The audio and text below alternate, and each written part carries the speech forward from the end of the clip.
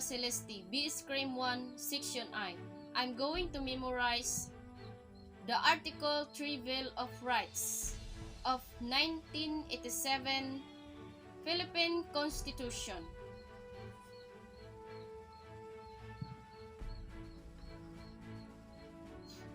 Section 1. No person shall be deprived of life, liberty, or property without due process of law, nor shall any person to be denied the equal protection of the laws. Section 2. The right of the people to be secure in their persons, houses, papers, unaffected against unreasonable searches and seizures of whatever nature and for any purpose shall be inviolable, and no search warrant or warrant of arrest shall issue except upon probable cause to be determined personally by judge after examination under oath, or a permission of the complainant and the witness he may produce, and particularly describing the place to be searched and the persons or thing to be seized. Section 3, Paragraph 1. The privacy of communication and correspondence shall be inviolable, except upon lawful order of the court, or when public safety or order requires otherwise, as prescribed by law. Paragraph 2. Any evidence obtained in violation of this or the preceding section shall be inadmissible for any purpose in any proceeding. Section 4. No law shall be passed abriding the freedom of speech, of expression, or of the press, or the right of the people peaceably to assemble and petition the government for redress of grievances. Section 5. No law shall be made respecting an establishment of religion or prohibiting the free exercise thereof, the free exercise and enjoyment of religious professions and worship without discrimination or preference shall forever be allowed. No religious test shall be required for the exercise of civil or political rights. Section 6. The liberty of avowed and of changing the same within the limits prescribed by law shall not be impaired except upon lawful order of the court. Neither shall the right to travel be impaired except in the interest of national security, public safety, or public health as may be provided by law. Section 7. The right of the people to inform on matters for public concerns shall be recognized. Access to official records and to documents and papers pertaining to official acts, transactions, or decisions, as well as to government research data used as basis for policy development shall be accorded the citizens subject to such limitation as may be provided by law. Section 8. The right of the people, including those employed in the public and private sectors, to form union, association, or societies for purpose not contrary to law shall not be abridged. Section 9.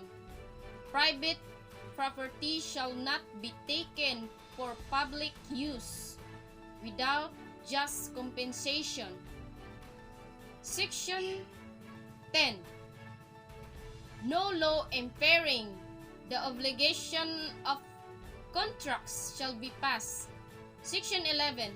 Free access to the courts and quasi-judicial bodies inadequate shall not be denied to any person by reasons of poverty. Section 12, paragraph 1. Any person under investigation of the commission of an offense shall have the right to be informed of his right to remain silent and to have competent and independent counsel, preferably of his own choice. If the person cannot afford the service of counsel, he must be provided with one. This right cannot be waived except in writing and in the presence of counsel. Paragraph 2. No torture, forces, violence, threat, intimidation, or any other means which violate the free will shall be used against him. No secret detention places, solitary, incommunicado, or any other similar form of detention or prohibited. Paragraph 3. Any confession or admission obtained in violation of this or Section 17-HRE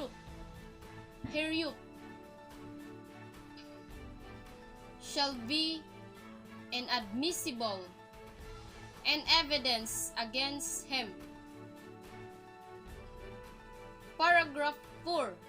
The law shall provide for penal and civil sanction for violation of this section, as well as compensation to and rehabilitation of victims of torture or similar practice and their families.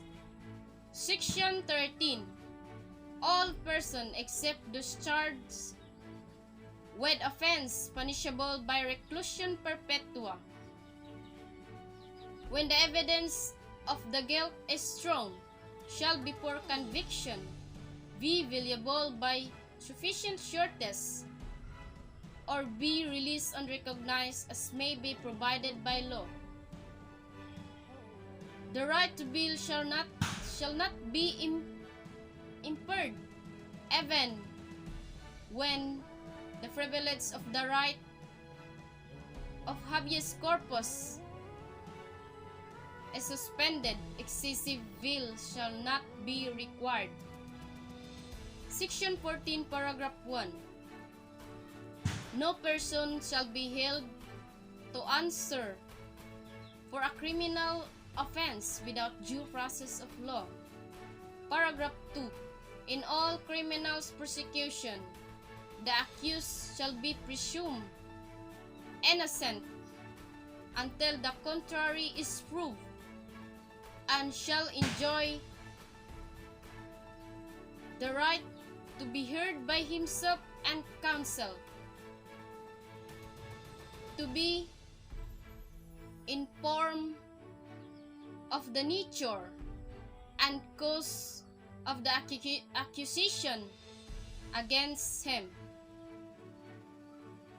to have a speedy, impartial, and public trial, to meet the witness face to face, and to have compulsory process to secure the attendance of witness and the production of evidence in his behalf. However, after arraignment, trial may proceed notwithstanding the absence of the accused, provided that he has been duly notified and his failure to appear is unjustifiable. Section 15. The privilege of the right of habeas corpus shall not be suspended, except in the case of invasion or rebellion, when public safety requires it. Section 16. All persons shall have the right to a speedy disposition of their cases.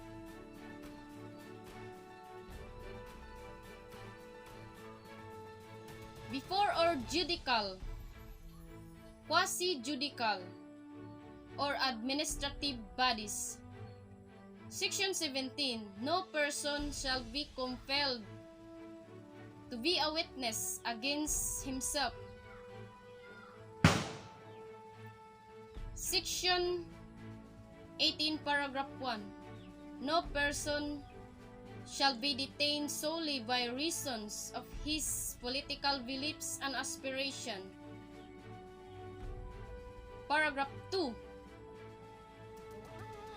No involuntary servitude in any form shall exist except as a punishment for a crime whereof the party shall have been duly convicted. Section 19, paragraph 1. Excessive fines shall not be imposed, nor cruel, degrading, or inhuman punishment inflicted. Neither shall death penalty be imposed unless for compelling reason, including heinous crime. The Congress hereafter provides for it. Any death penalty already imposed shall be reduced to reclusion perpetua. Paragraph 2.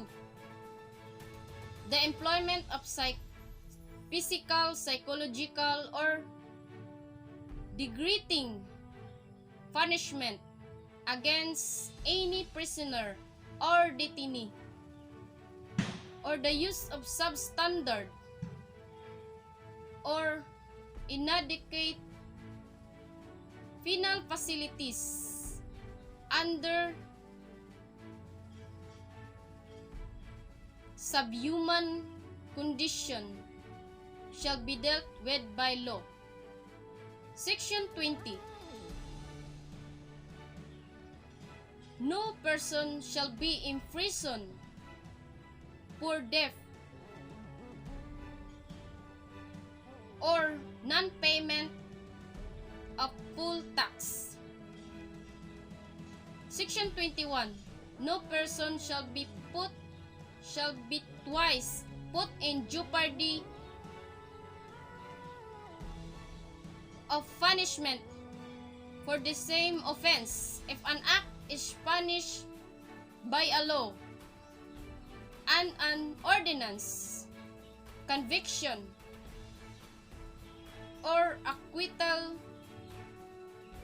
under either shall constitute a bar to another prosecution for the same acts. Section 22. No ex post facto law or bill of attenders shall be enacted. That's all, and thank you.